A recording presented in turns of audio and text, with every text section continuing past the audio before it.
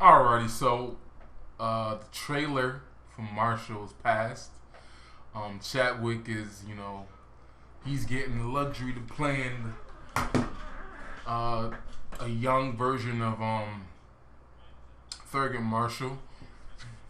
I guess some shade Twitter chick had tweeted something about the whole colorism aspect of it, and I guess we don't have to talk about that. And I guess it is fair if we've talked about certain people not playing certain people because that person was significant in a certain way.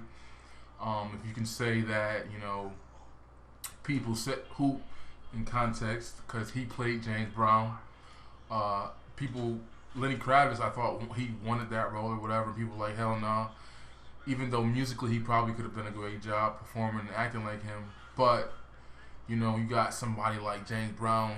I'm black and I'm proud. Having a waffle colored brother play him, that might not work out too good. But we said no. Like, people didn't want that. People didn't want Zendaya being Aaliyah. So it's like, this is like, if we gonna be consistent, is there a problem with him playing it? Now, some people brought up another point that's valid, is that this brother has been Jackie Robinson. He's going to be the Black Panther.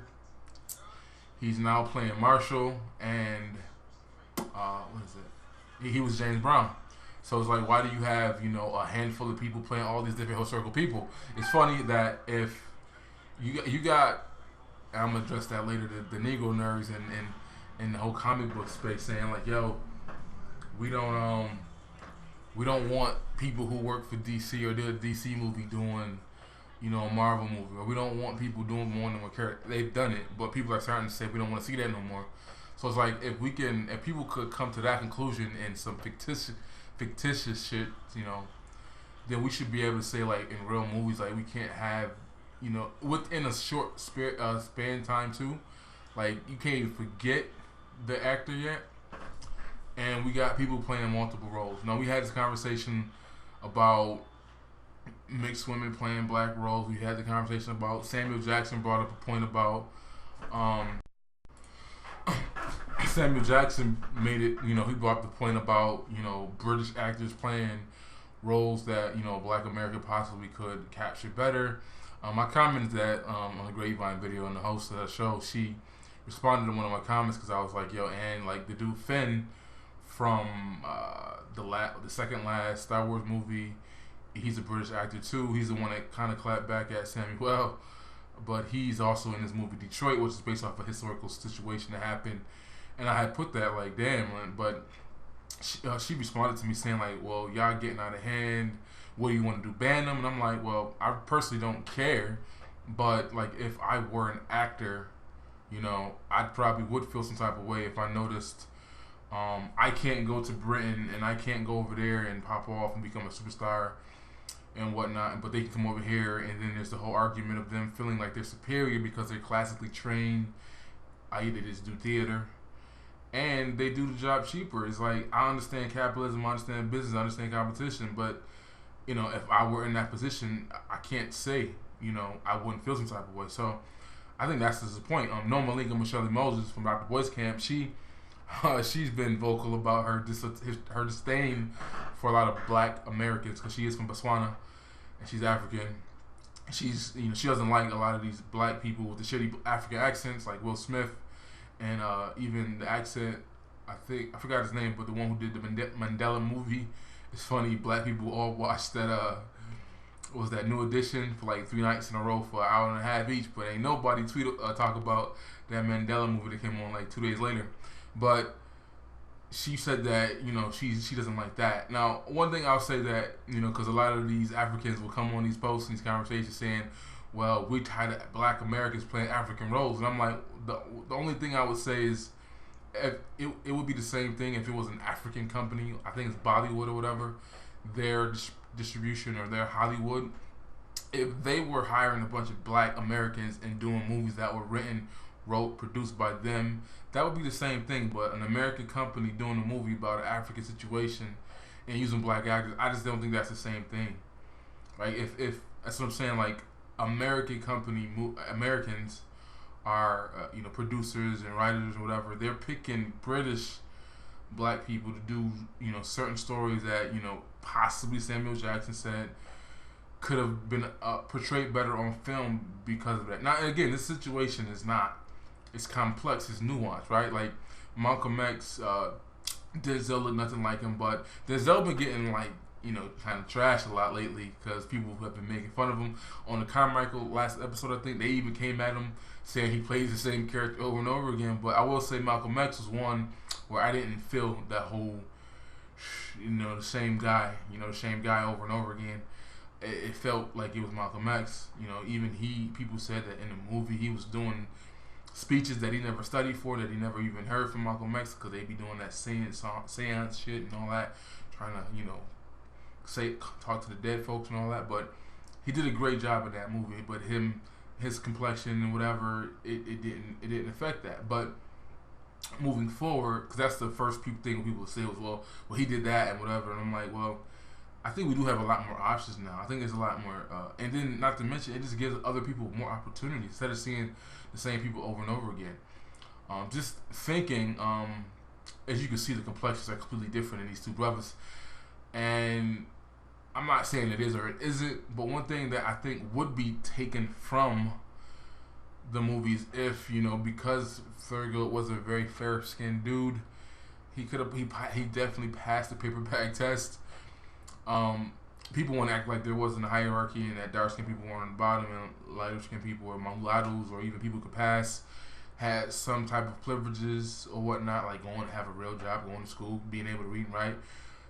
People act like that didn't happen, so you can't capture some of those type of things. Not saying that the movie wants to or is going to focus on that, but those are things you miss out on of like the historical environment. Other than it was just like before, it was what.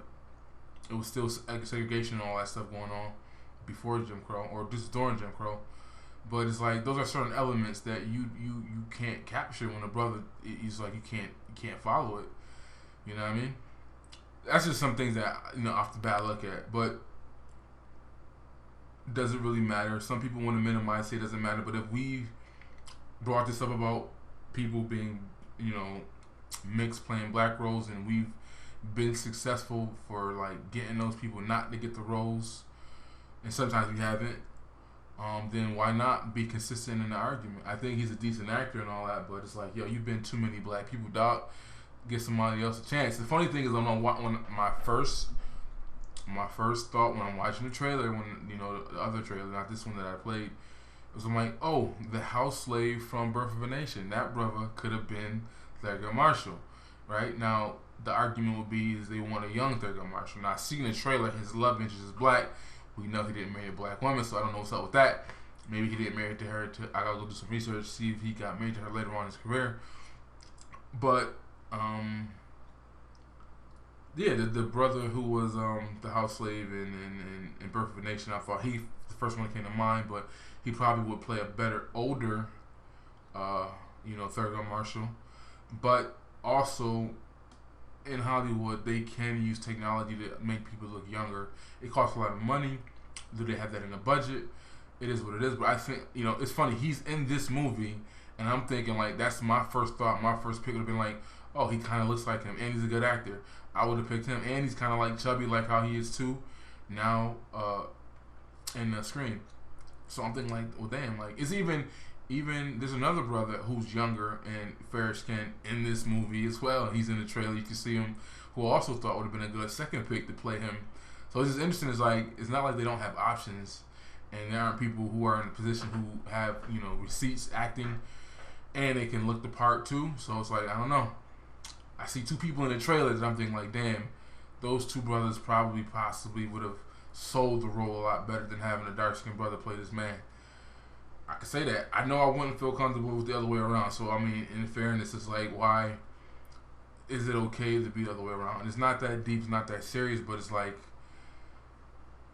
it's 2017, and it's like, we shouldn't have, these situations where we can't find people that can fit roles better, that look the part, and that have the talent to do the role, I don't know. Jamie Foxx did an excellent job playing Ray. Looked like him, talked like him, all that.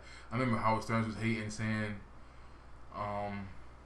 he's just mimicking whatever. I love the movie Ray. I watched it several times. Will Smith did an excellent job doing Muhammad Ali. He looked the part, and he got the physicality of it too. It was one thing interesting too, because somebody was complaining about, and I watched one of Chris's recent video talking about how Storm is, been two biracial women. She's been Halle Berry, and this new chick that's replacing her, they're both biracial women. But when the comic book creator wrote it, he wrote her as his African, dark-skinned goddess, whatever. And the same thing happened, sometimes, like, in the past, like, a series that I'm a fan of is they gave the last movie to Tyler Perry, which was a total terrible, but Kiss the Girls, Along Came the Spider, those books and films I'm a fan of. And Morgan Freeman has been in the first two movies. They let Tyler Perry be in the third one, which is terrible. But, like, the author of that, he wanted a character to look more like Muhammad Ali, like a young Cassius Clay. But at the time, who would have played that role? But Morgan Freeman ended up getting the role. But if you read the books and you come accustomed to this image, and then it's like Morgan Freeman, who's looked old forever, and he's not really physically, it's funny because Tyler Perry probably had the height and the size that he was looking for, but Will Smith probably has the look that was probably needed to be portrayed. But anyways, long story short, he wanted somebody lighter skinned, real muscular and whatnot to play the character, but Morgan Freeman got the role. Did a great job and all that stuff, but I'm saying that happens when it's fake characters all the time. But I don't know about, is it necessary that we need to have these issues now when there's real characters and real people, and there's enough people that can fulfill those roles? I don't know. That's just my video. To be consistent, if we address the other situations, I guess we have to address them all. I'm looking forward to watching film. It's not going to stop me from trying to see it, but I know if it was the other way around, I probably would be looking at it sideways like, yo, like, come on, like, you got some biracial dude playing Dr. King or whatever, like that ain't, that you could have cast somebody better than that. I.e., they did cast a British person to play that role. I haven't seen the movie yet, though. Ava DuVernay. But that's my video.